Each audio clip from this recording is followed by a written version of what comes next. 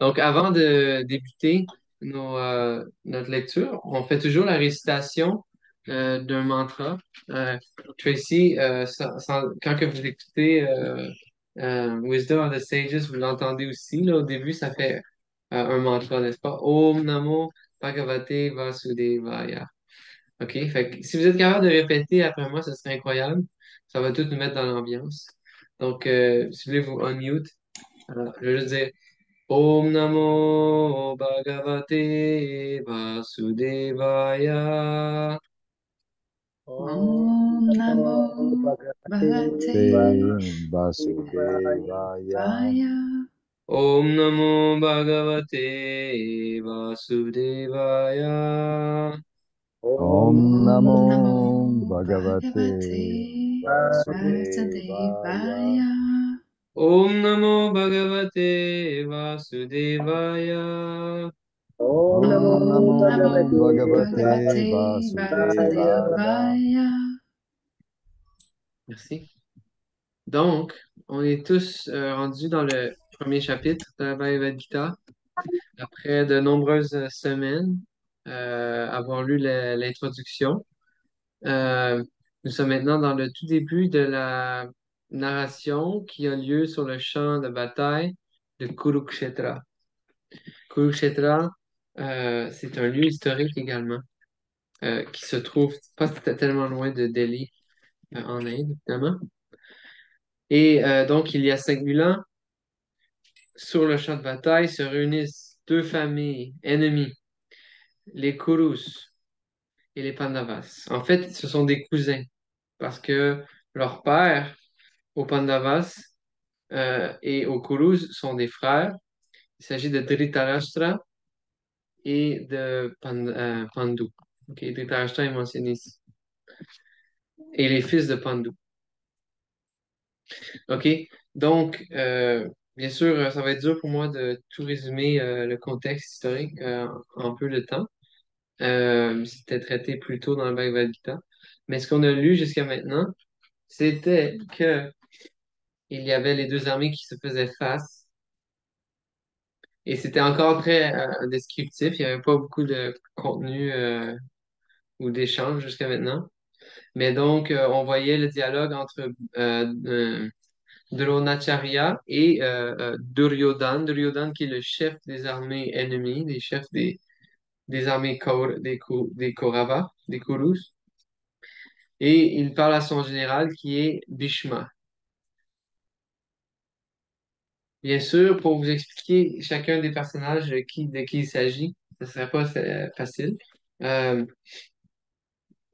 mais en gros, on peut dire qu'il s'agit de, de personnes qui avaient des liens fraternels très étroits. C'est-à-dire que, bien sûr, Duryodhana, c'est donc le cousin des Pandavas. Les Pandavas comptent parmi eux le Arjuna, Yudhishthir, Bhima, etc., les 5 Pandavas.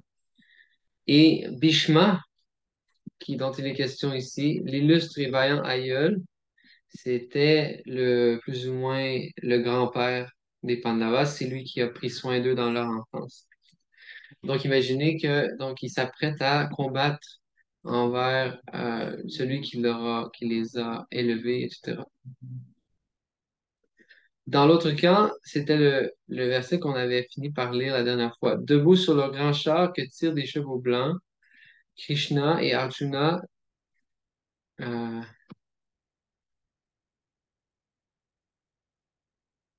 un peu,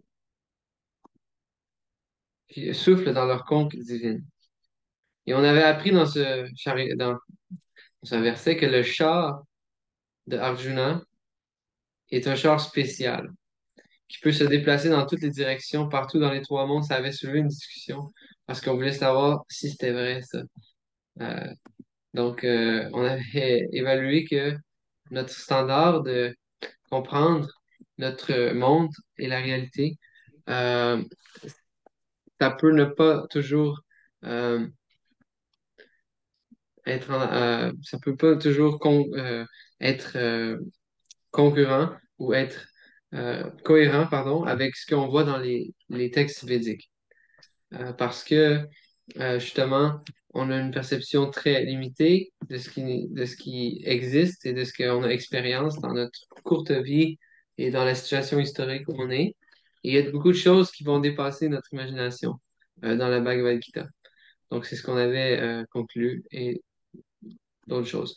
Donc, comment on fonctionne? Je vais vous inviter à prendre des tours et on va simplement lire le sanskrit des versets et l'anglais et les commentaires. Aujourd'hui, on va essayer de lire jusqu'à texte 19, puisque c'est comme un segment particulier. Et donc, on va essayer de prendre notre tour pour lire. Et quand que vous avez des interrogations, vous pouvez nous le dire. Et ensuite, quand on aura lu ce segment-là, on pourra juste discuter des points qu'on avait couverts. Donc, j'espère que ça marche pour vous.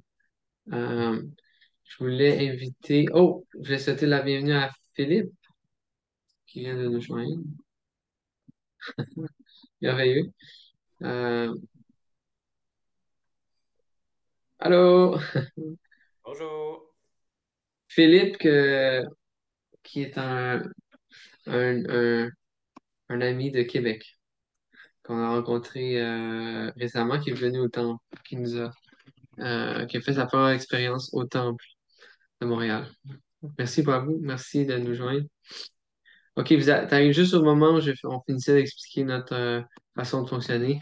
Donc, je vais laisser la parole maintenant et on va se laisser bercer par les enseignements de la Bhagavad Gita si ça vous convient.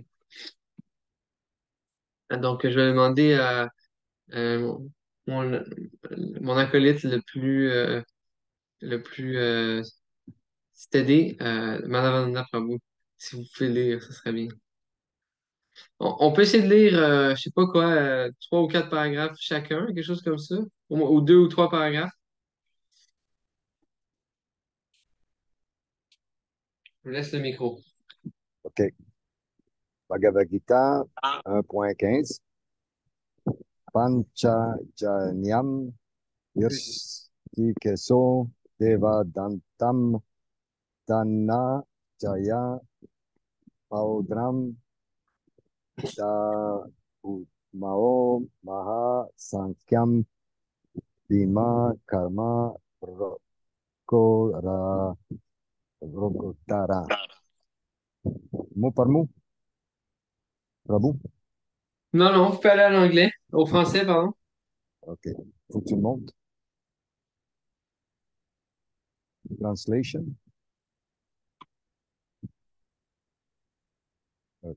Krishna souffle dans sa corne, Panchajanya, Arjuna dans la sienne d'avant Datta et Bhima, le mangeur vorace, auteur d'exploits surhumains, fait retentir la formidable Pandra.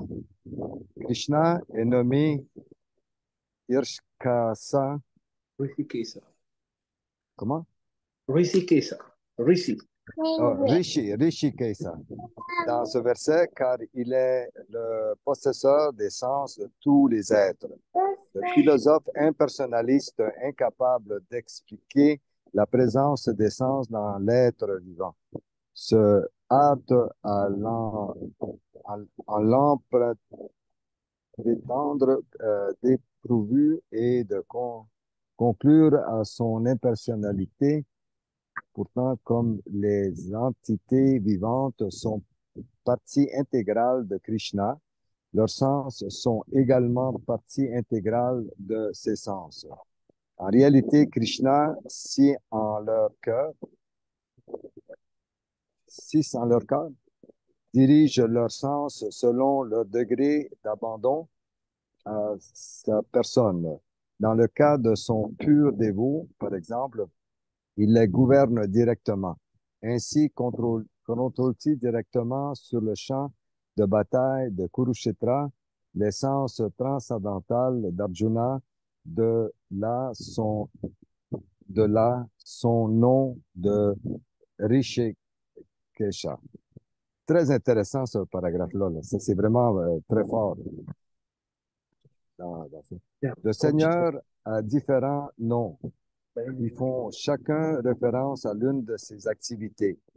Madhu Sandana, entre d'autres, entre autres, parce qu'il tue le démon Madhu. Govinda, car il est source de plaisir pour les vaches et l'essence de tous les êtres. Vasudeva, entendu qu'il a apparu comme fils de Vasudev, Devaki Nandana, puisqu'il prit Devaki pour mère. Yashoda Nandana, car il offre à Yashoda l'opportunité de connaître ses divertissements d'enfance au village de Vrindavan. Partha Sarathi, parce qu'il continue et conduit le char de son ami Arjuna, et Rishikesa pour les directives qu'il lui donne. Dans ce verset, Arjuna est nommé Dhananjaya pour avoir aidé son frère aîné à amasser les richesses nécessaires à l'accomplissement de divers sacrifices. Et Bhima est nommé Rondara en raison d'un appétit aussi extraordinaire que son pouvoir d'accomplir des tâches herculiennes telles que la mise à mort des démoniaques Indimba. L'autre aussi. À présent, Le dernier. OK. À présent, le plus grand chef de l'armée de Pandava font retentir leur conque à l'unisson de celle du Seigneur. Elle encourage vividement les soldats, le camp opposé pour sa part. Ne possède aucun de ces avantages et ne peut ni compter sur la présence du Maître suprême Krishna, ni sur celle de la déesse de la fortune. Sa défaite est déjà écrite. Tel est le message envoyé par par le son de la conque. Merci beaucoup, Marie-Ananda. À vous.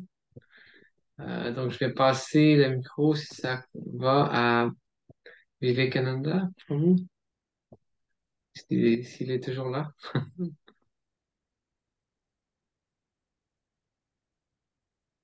Oh, attends, on vous entend pas, Mata.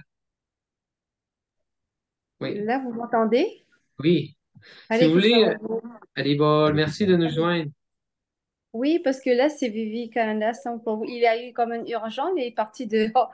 Donc, Oh, je peux lire. Si vous voulez. d'accord. Je pense que le sanskrit, ça va faire un petit peu à manager. On peut aller au français, si vous voulez. OK. Translation, c'est ça? Ouais. Oui, OK. Le roi Yudhishthira, fils de Kunti, fait raisonner sa concu Ananta Vijaya et Nakula et Sahadeva souffrent dont Yugosha et Manipushpaka. Puis le roi de Kasi, glorieux archer, illustre guerrier Shikandi, Tishtayumna, Virajta. Je m'excuse, là, j'ai une prononciation, j'arrive pas à prononcer comme il faut, là. C'est bon. L'invincible Satyaki, Drupada, les fils de Drupadi et d'autres encore, au roi comme le fils au bras puissant de Subhadra, font également sonner leur concu. Purport, avec beaucoup de tact, Sannyasa fait comprendre à Dhritarashtra que sa politique visant à tromper les fils de Pandu pour installer sur le trône ses propres fils est mal avisée et fort peu louable. Certains signes indiquent d'ailleurs que la dynastie des Kuruksha sera décimée au cours de cette grande bataille. Les combattants sont tous endamnés de Bhishma, le jusqu'à éduqua ses petits-fils comme Abhimanyu et d'autres encore comme le roi de nombreux États du monde. Pour avoir encouragé la conduite de ses fils, le roi Dhritarashtra est responsable de la catastrophe à venir. Je fais suivant. Merci. Ok. Si je peux demander à Philippe, est-ce que tu veux continuer?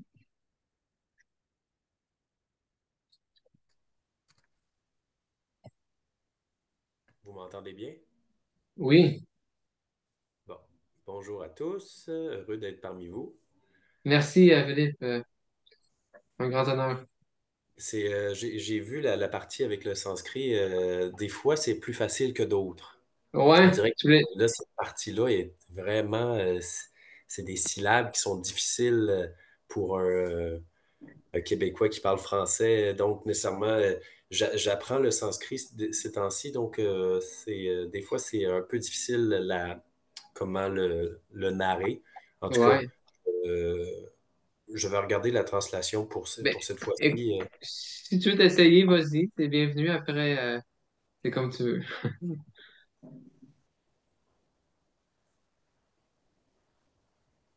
Le mugissement des conques devient bientôt assourdissant, se répercutant au ciel et sur la terre. Il déchire le cœur des fils de Datashatra, d'Artarashtra. Pardon. Il n'est dit nulle part que le son des conques de Brishma et des partisans de Durodhana ait suscité le moindre affliction dans le camp des Pandavas. En revanche, on voit bien dans ce verset que le rugissement des conques des Pandavas ébranle le courage des fils de Dhritarashtra. Si les Pandavas peuvent inspirer tant de crainte au camp ennemi, c'est qu'ils ont confiance en Krishna. Celui qui se réfugie auprès du Seigneur suprême ne connaît plus la peur, même au sein des pires calamités. Wow. Merci Philippe. Très dramatique, très théâtral. Excellent. C'est un beau Euh, chant. ouais. Ok, je vais demander, est-ce que Tracy, tu voulais continuer? Oui, je peux continuer, mais pas en sanskrit. C'est ça, ok. Alors, assis sur son char dont l'étendard porte l'emblème d'Hanuman, Arjuna, le fils de Pandu, saisit son arc et s'apprête à décocher ses flèches.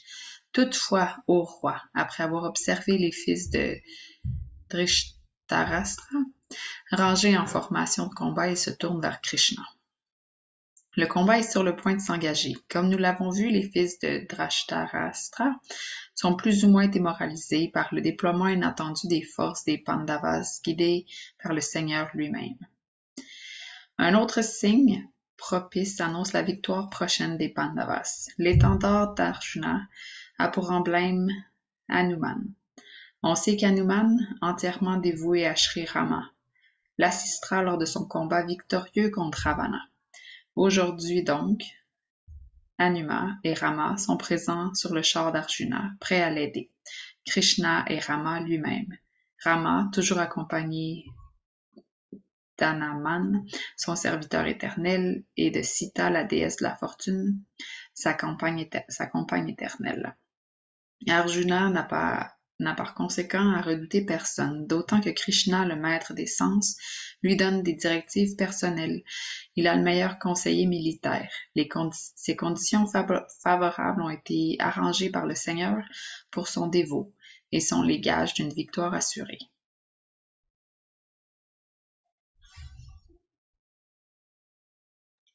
Merci. Je vais en lire un, encore le dernier. Attendez.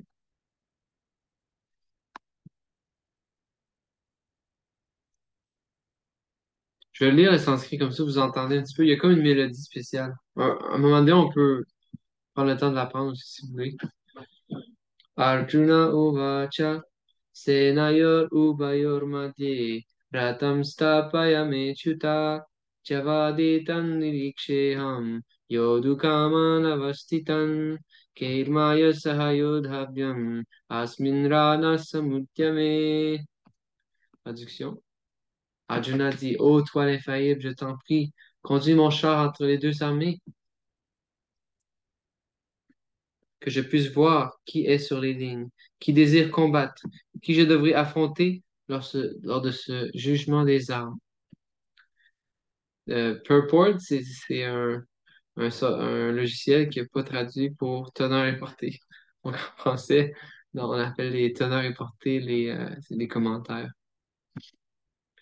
Bien qu'il soit Dieu lui-même, Krishna s'est mis au service d'Arjuna, son ami, de par sa miséricorde immotivée. Est-ce que tout le monde comprend c'est quoi miséricorde? Vous pouvez vous unmute si vous ne comprenez pas. Mais ça veut dire la grâce ou la compassion. Oh, Anavananda? Ouais, ok. Oui, Ok. On le nomme ici l'infaillible, parce que son affection pour ses dévots ne faillit jamais. Il est l'infaillible, car dans son rôle de conducteur de char, il obéit sans hésiter aux ordres d'Arjuna. Toutefois, bien qu'il accepte cette position subordonnée, sa suprématie n'est pas remise en cause. En toutes circonstances, il demeure Rishikesh, Dieu, la personne suprême, le maître des sens de tous les êtres. Les sentiments qu'échangent le Seigneur et son serviteur sont très tendres et purement spirituels.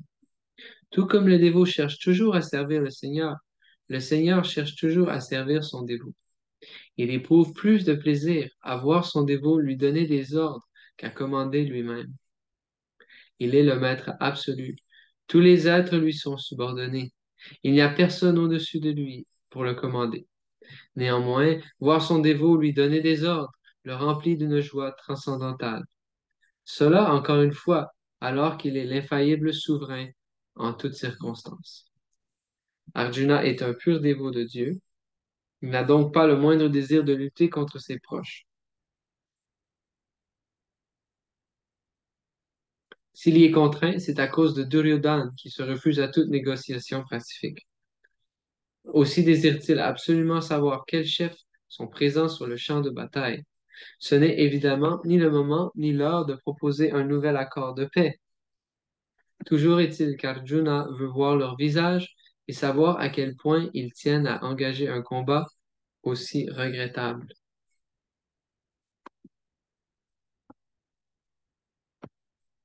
Je vais juste terminer avec ce verset, verset 23. Laissez-moi voir ceux qui sont venus ici se battre dans l'espoir de plaire au fils malveillant de Dhritarashtra. Duryodhana nourrit depuis longtemps le désir d'usurper le royaume des Pandavas, secret de Polichinelle que son secret, car tout le monde connaît les plans maléfiques qu'il a échafaudés avec son père Dhritarashtra. Ceux qui ont rallié son camp doivent donc être des individus de la même espèce. Arjuna veut les voir pour connaître leur identité sans qu'il soit pour autant question de proposer la paix. Il souhaite également estimer leur force, bien qu'avec Krishna à ses côtés, il soit sûr de l'emporter.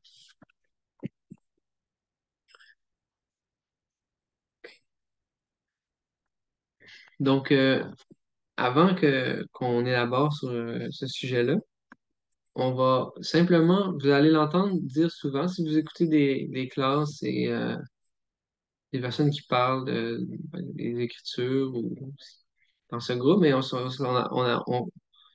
essaie toujours d'énoncer ce qu'on appelle l'invocation. Puis ça, c'est écrit dans le tout début de la Bhagavad Gita. Donc, je vais juste le mettre visible pour vous. Je ne vais pas faire au complet, mais c'est comme pour implorer la grâce là, de nos maîtres spirituels pour pouvoir parler d'une façon qui est juste et bénéfique. Et voilà. Et qui est en accord avec nos prédécesseurs. Om Ajnana Timirandasya Gyananjana Shalakaya Chakshurunnitam Yena Tasmai Shri Gurave Namaha Shri Chaitanya Manobishtam Stapitam Yena Bhutale Sayam Rupa Kadamayam Tadati Swapadantikam. Vous voyez les traductions ici. J'étais plongé dans les profondes ténèbres de l'ignorance, mais avec le flambeau de la connaissance, mon maître spirituel m'a ouvert les yeux. Je lui rends mon hommage respectueux. Et quand donc Srila Rupa Goswami Prabhupada, qui a institué ici-bas cette grande mission pour répondre au désir de Sri Chaitanya, m'accordera-t-il refuge sous ses pieds, pareil au lotus. Et je vais faire le mantra qui honore Srila Prabhupada. Namo Vishnu Padaya Krishna Preshtaya Bhutale Srimate Bhaktivedanta Swamini Namine Namaste Sarasvati Devi Gauravani Pracharine Nirvishesha Shunyavadi Pashatya Deshatarine.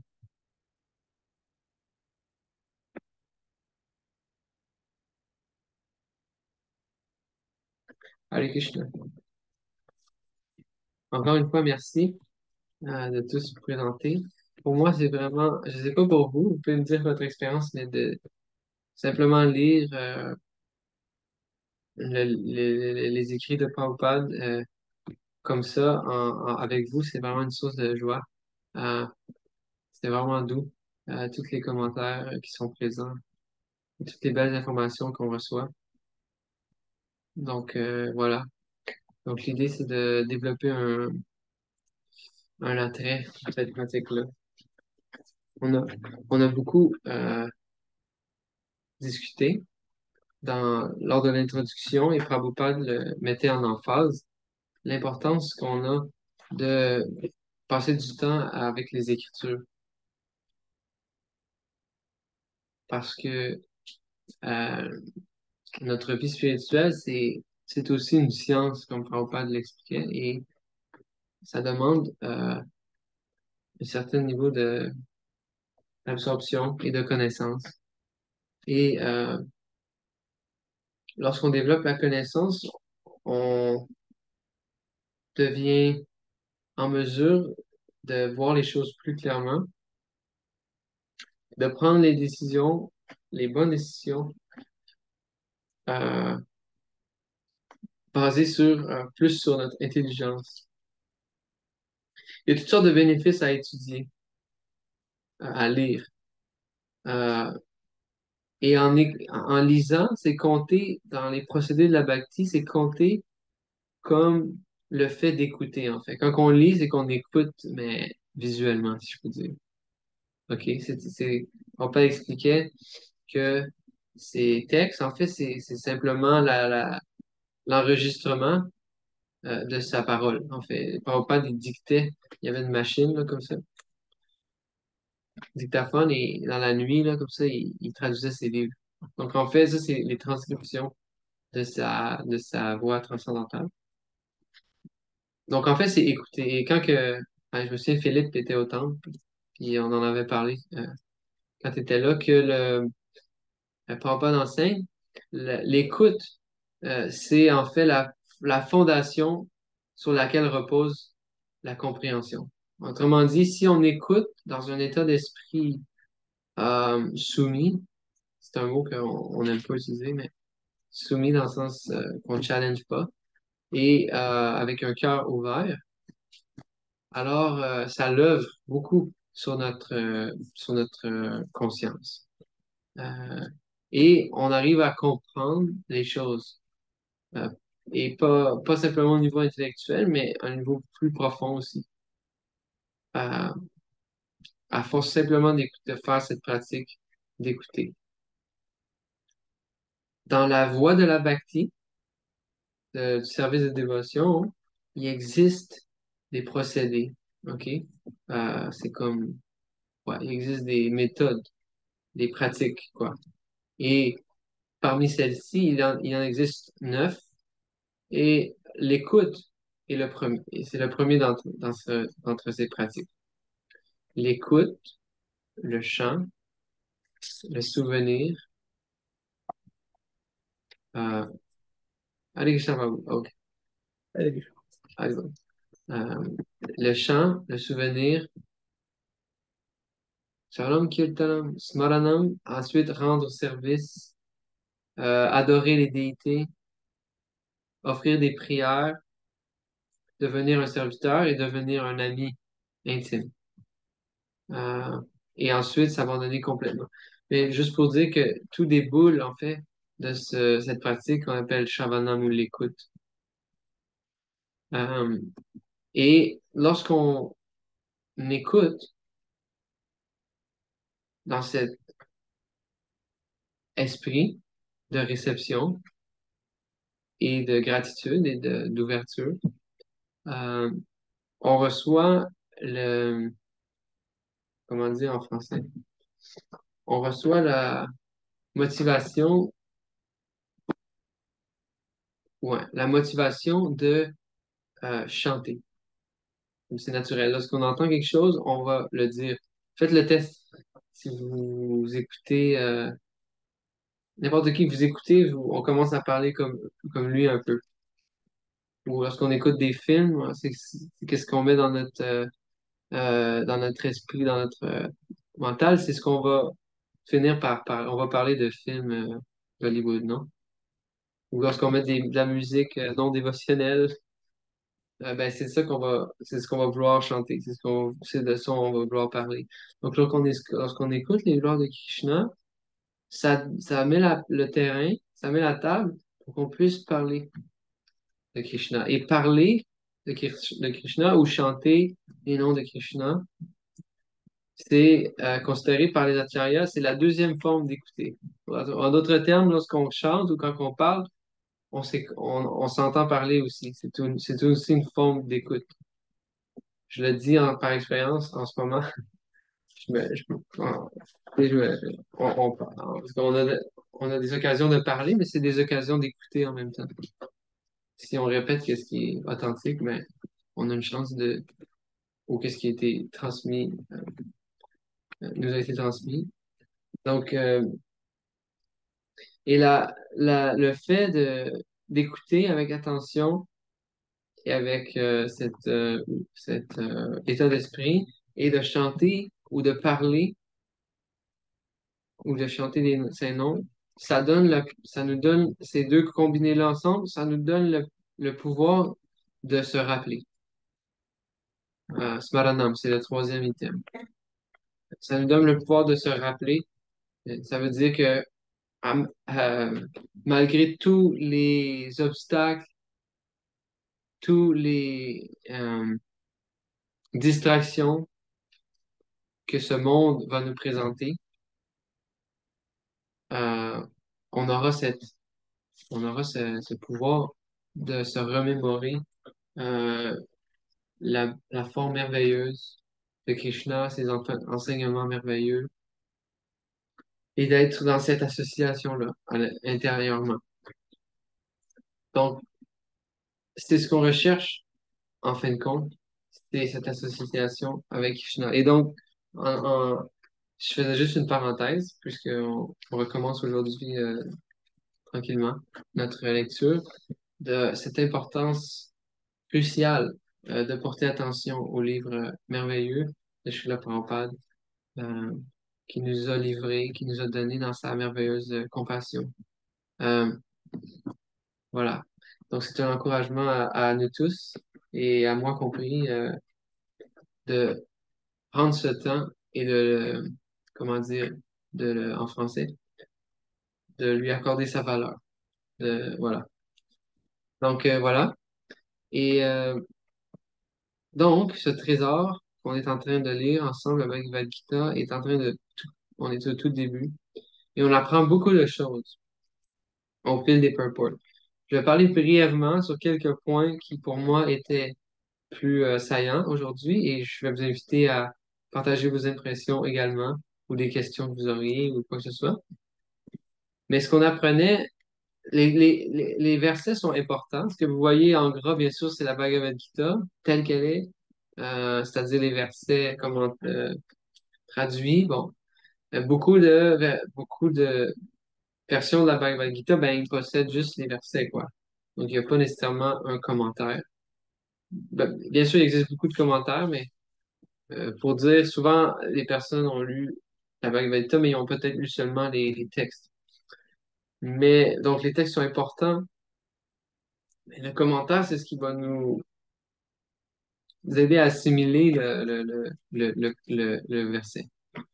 Il va tout mettre, Prabhupada va tout nous mettre en contexte, le verset. Il va nous faire comprendre qu'est-ce qui se passe à l'intérieur du verset. Par exemple, on n'est pas à celui-ci, mais le dernier verset parlait euh, que Arjuna, il disait à Krishna d'amener son char. Alors, si on fait juste, au milieu des champs de bataille, alors si on faisait juste lire ça, il n'y aurait pas vraiment de contenu émotionnel pour nous dans cette action-là. Vous comprenez? Dans cet événement-là. Et Prabhupada nous fait entrer parce que lorsque Prabhupada traduisait les livres, OK, avec son dictaphone, comme je le mentionnais, il avait devant lui les commentaires, en fait, les autres acharyas qui l'ont précédé, les autres commentateurs de la Bhagavad Gita et des autres livres. Donc, à travers ces commentaires-là, les commentaires de Prabhupada, on va recevoir indirectement les commentaires de tous ces autres acharyas qui étaient là avant lui, ok, qui étaient mentionnés entre autres dans l'introduction, pour ceux qui étaient avec nous. Euh, mais juste pour vous mettre en compte ici, euh, attends, c'est rendu à 20. Ouais. Que Krishna, si on avait juste entendu que Krishna se faisait dire par Arjuna d'aller bouger le char, il n'y aurait pas eu beaucoup de contenu de quoi s'émerveiller pour nous. Mais Prabhupada le met en perspective et il nous fait voir en fait l'échange d'amour subtil qui se déroule en fait entre son pur dévot Arjuna et lui. Et c'est quoi la dynamique émotionnelle? Et c'est quoi toutes les subtilités? Donc, en d'autres termes, le commentaire est au moins aussi important que le verset parce qu'il nous fait entrer dans l'histoire, il nous fait entrer dans la philosophie et il nous livre euh, les réalisations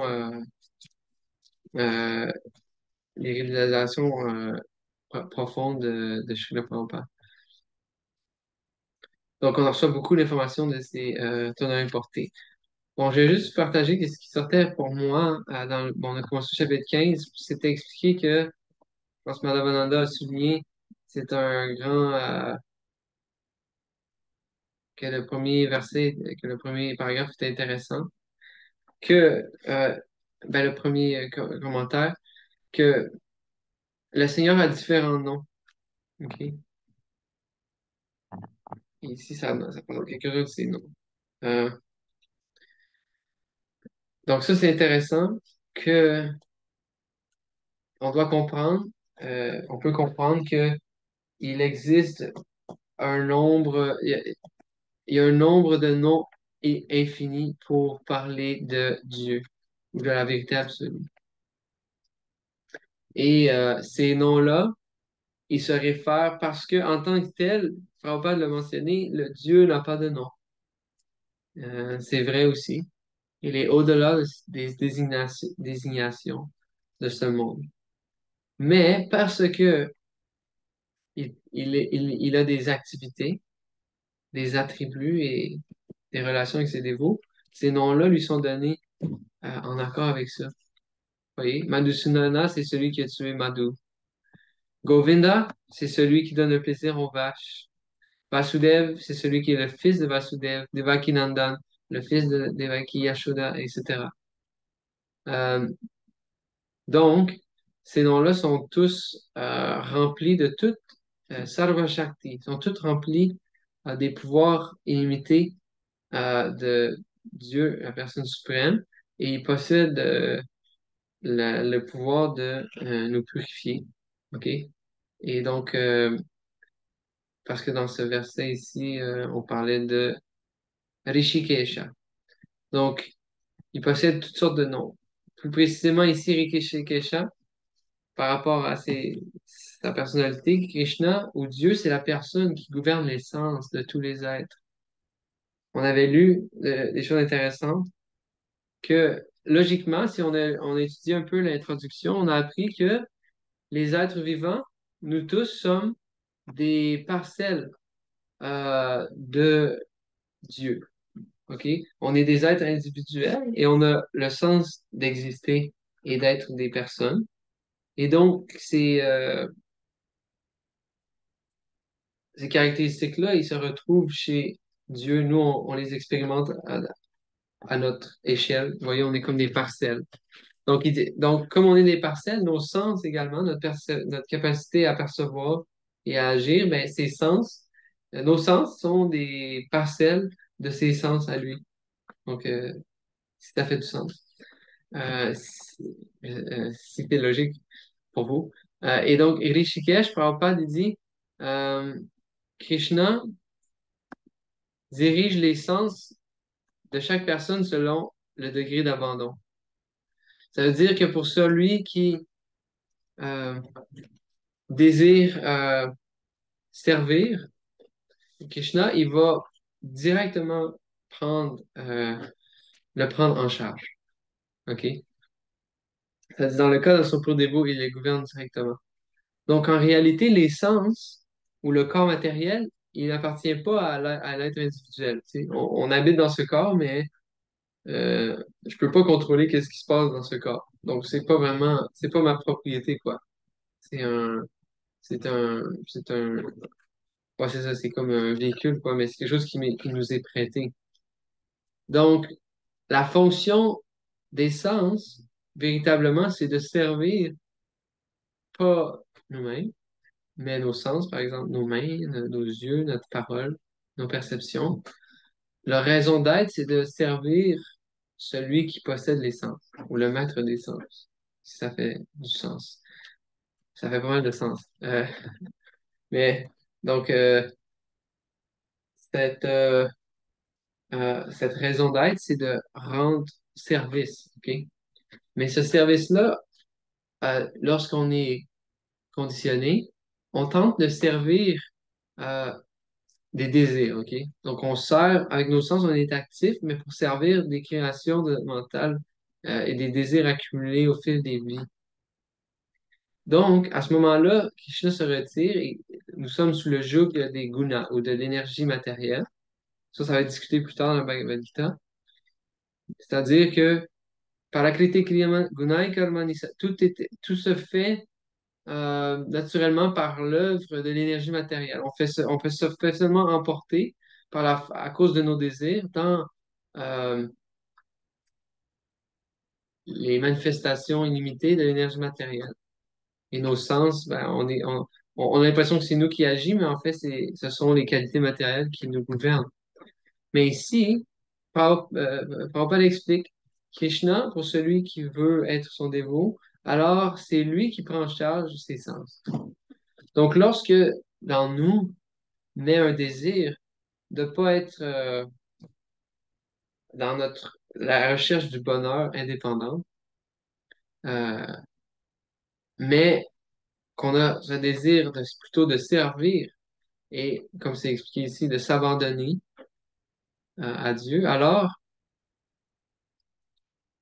nos sens regagnent leur vraie fonction. C'est-à-dire que par ce désir qu'on a intérieurement de rendre service, alors on reçoit toutes sortes d'inspiration et de force et de guidance qu'on pensait pas avoir. Et autrement dit, Rishikesh euh, nous- peut nous utiliser pour son bénéfice, pour son service. Donc c'est très beau ici qui est expliqué et c'est ce qui va être illustré dans la Bhagavad Gita. C'est qu'au début, Arjuna refusait de se battre et d'utiliser ses sens parce qu'il disait c'est pour gratifier ma personne, quoi. Pourquoi je voudrais tuer les autres juste pour me sentir mieux, à gagner un royaume, une position, etc. Mais Krishna lui a expliqué au fil de la Bhagavad Gita qu'en fait, ce combat, c'était son désir et qu'il s'agissait simplement de s'abandonner à lui. Et donc, une fois qu'il a fait ce processus de s'abandonner, il a accepté d'utiliser hum, son corps, ses sens. Autrement dit, il s'est laissé utiliser par euh, Rishikesh. Donc, euh, donc voilà. Et aussi, je veux juste un dernier point de mon point de vue. Ici, ça parlait encore de l'abandon, qui est un des sujets les plus proéminents chez Prabhupada. On est au verset 19.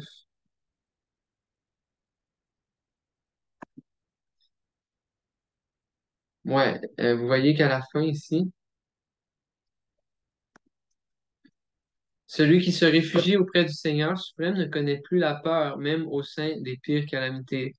Donc ça, c'est très beau et ça nous donne l'espoir et ça nous donne, comment dire, quelque chose à aspirer. Mais voilà, ça explique que le remède à toutes nos anxiétés se trouve dans le fait d'être connecté et dans un souvenir affectueux et sous le refuge du Seigneur. Donc voilà. Même au cœur des pires calamités, on va rester inébranlé si on a cette connexion-là avec Dieu qui est dans notre cœur. C'était le nom d'ailleurs pour ceux qui ne savent pas, A.C. Bhaktivedanta Swami, Abhay Charan, AC. Ça veut dire celui qui est devenu sans peur parce qu'il a pris refuge au pied de Krishna. Donc c'était très visible dans la personnalité de Prabhupada, qu'il avait peur de rien. OK, merci. J'ai tendance à trop parler, mais j'aimerais ça vous laisser exprimer si vous avez des points qui sont ressortis pour vous ou des impressions. Il y en a plusieurs que c'est votre première participation à ce programme. Donc, je voulais, euh, si vous aviez quoi que ce soit à partager. J'avais quelque chose? Oh, Vivekananda, pour vous aussi? Vous avez Allez, ouvert votre petit micro. cadeau. Non? Et puis, moi, c'est la première fois que je suis la classe. C'est très bien. Et c'est bon de continuer aussi. On va voir la classe tous les vendredis. J'aimerais bien. Et moi et Matadi, et ensemble, qui Oui, voulait être. Hein. Haribol. Haribo, Merci. Haribol. C'est quoi votre nom? J'ai pas, je me rappelle pas. Ah, moi, c'est Chandrama. Chandrama. Oui, Chandrama. Haribol. OK, merci. Merci, Pablo, d'être là. donc, ça fait un grand plaisir pour être, poursuivre la classe. Et comme on dit, c'est bien. Donc, c'est s'aventurer un petit peu dans pouvoir connaître bien la Bhagavad Gita. Ouais, Et exact. malgré des Il y a fois, on beaucoup. fait. Pardon? Non, des fois, comme tous les jours, on fait un petit texte à la maison, on lit un peu de guitare. Mais c'est bien d'avoir un petit guide en même temps, c'est plus approfondi. Hmm. Alors, ça nous fait énormément plaisir à vous. Merci, Pablo. J'ai besoin d'encouragement. Mais j'essaie que ce soit un groupe. Mais ça, je pense qu'ils l'ont bien, les dévots de New York, hein, Tracy? Mais tu sais, dans le sens que ce soit comme un genre d'échange et tout.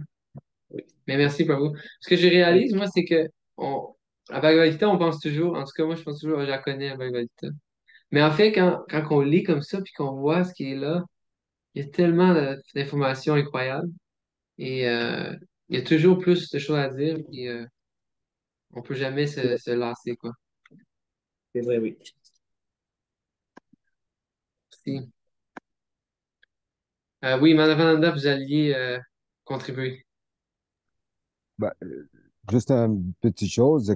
La Bhagavad Gita, la chose qui sort le plus, c'est la conscience de Krishna. C'est d'être conscient de Krishna. Hmm. C'est tout. Alors, tout à l'heure, tu disais, on sert les sens et tout ça. C'est parce qu'on n'est pas conscient de Krishna, parce que tout, comme dans le premier chapitre, Krishna est partout. Dans le cœur, il est là, il est avec toi quand il parle. C'est quand le je, l'illusion, le moi qui est dans le monde de dualité apparaît, c'est là qu'on oublie que c'est Krishna. On sert toujours Krishna sans le savoir, même quand on sert le matériel. C'est juste, on n'est pas conscient de Krishna. C'est juste la conscience de Krishna.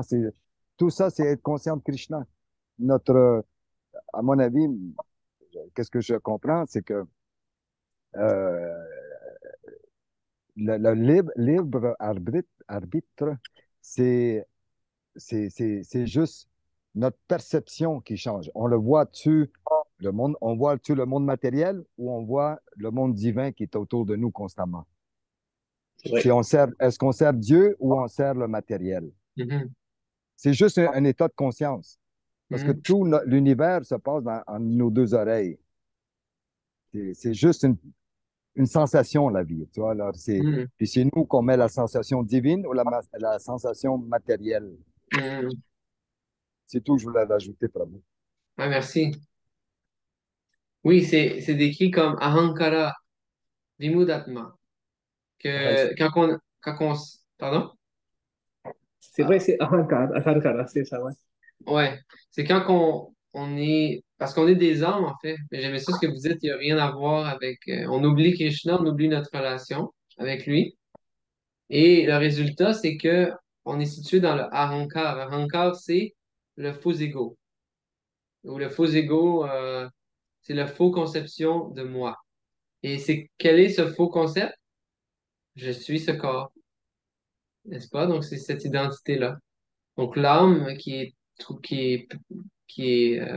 confuse, quoi, qui est mélangée dans ce monde, euh, elle s'identifie à ce corps de matière. Ça, c'est le début de l'illusion, quoi. Et on s'identifie aux actions que le corps fait dans la nature matérielle. Ça, c'est Ahankar, le faux ego. Et à côté de ça, il y a le vrai ego. Mais là, on va l'apprendre. Là, on saute les étapes un petit peu ici, mais euh, que ce vrai ego-là, c'est que l'âme, je suis une âme, et ce corps-ci m'a été donné. Et ma vraie fonction, c'est pas de maximiser le plaisir de mes sens, de mon corps, mais mon vraie fonction, c'est de rendre un service. Et mon corps, c'est un instrument qui m'est donné pour ça.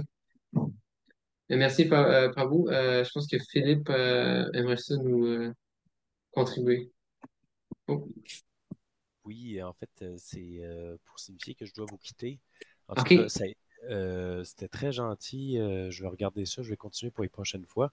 Merci beaucoup, mon cher, de l'accueil et de l'invitation. Et on se dit à bientôt. Ben oui, puis t'as pas eu trop d'interférences avec ton fils. Non, non, ça allait super bien. Fait OK, qu'on on va se revoir, c'est sûr. OK, c'est bon. Merci d'être là, ça fait un plaisir. Puis aussi, il y a ben, tu le sais déjà, le mercredi, il y a aussi la classe de Québec, là. Oui, OK, c'est bon. Merci merci. Philippe, on remet ça. J'apprécie. OK. Tracy, est-ce que vous voulez nous donner un mot de la fin? Euh,